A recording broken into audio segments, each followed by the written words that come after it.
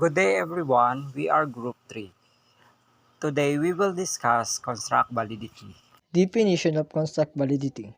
Construct validity evaluate whether a measurement tool really represents the thing we are interested in measuring. It's central to establishing the overall validity of a method. Sabi dito, construct validity evaluates whether a measurement tool really represents the thing na interesado tayong i-measure.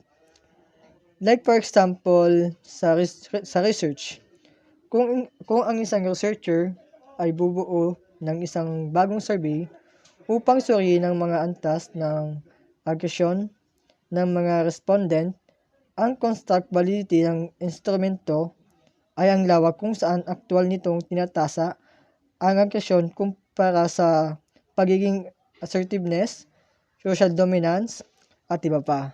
Yun po ang ibig sabihin ng construct validity. What is contract? Contract refers to a concept or characteristic that can be directly observed but can be measured by observing others and indicators that are associated with it. Contract can be characteristic of individuals just as intelligence, obesity, job satisfaction, or depression. They can also be broader concept applied to organization or social groups, just as gender equality, corporate social responsibility, or freedom of speech. Ang construct daw ay tumutukoy sa isang konsepto o sa mga katangian ng tao. Maaring direktang inoobserbahan ngunit maaring masukat sa pamamagitan ng pagmamasid sa iba pang mga indicator na nag-uugnay dito. One example of construct is there is no objective, observable entity called depression that we can measure directly, but based on existing psychological research and theory, we can measure depression based on a collection of symptoms and indicators, such as low self-confidence and low energy levels.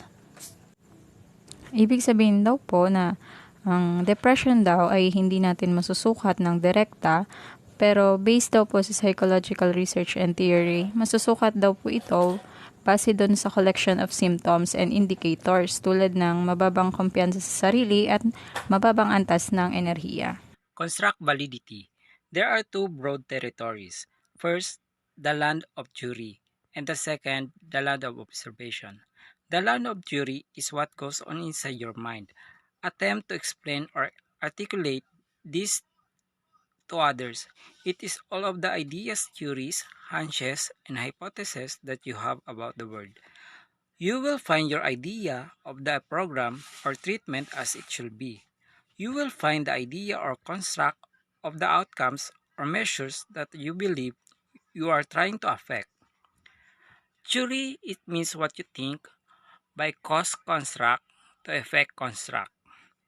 And the second one, the land of observation, consists of what you see happening in the world around you and the public manifestations of the world.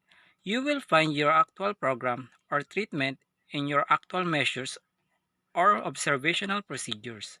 You develop the program to reflect the kind of program you had in mind. You created the measures to get at what you wanted to get at. In observation, can we generalize to constructs by program to observations? The program means what you do, and the observations, it means what you see.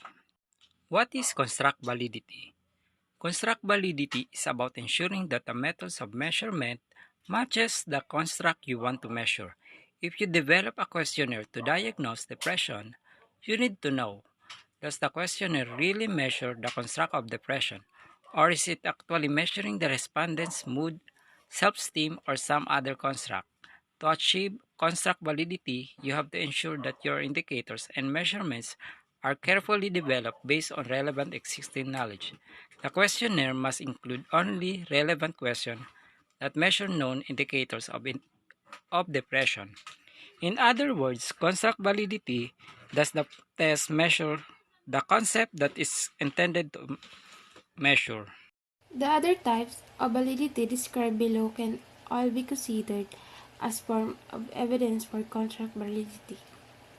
Researchers generally establish the contract validity of a measure by correlating it with a number of other measures and arguing from the pattern of correlation that the measure is associated with this variable in theoretical predictable ways. Sa pamamagitan ng pananaliksik sa pangkalahatan ay nagtatatag ng bisa ng pagbuo ng isang sukat sa pamamagitan ng pag-ugnay nito sa ibang pang mga panukala at pagtatalo mula sa pattern ng mga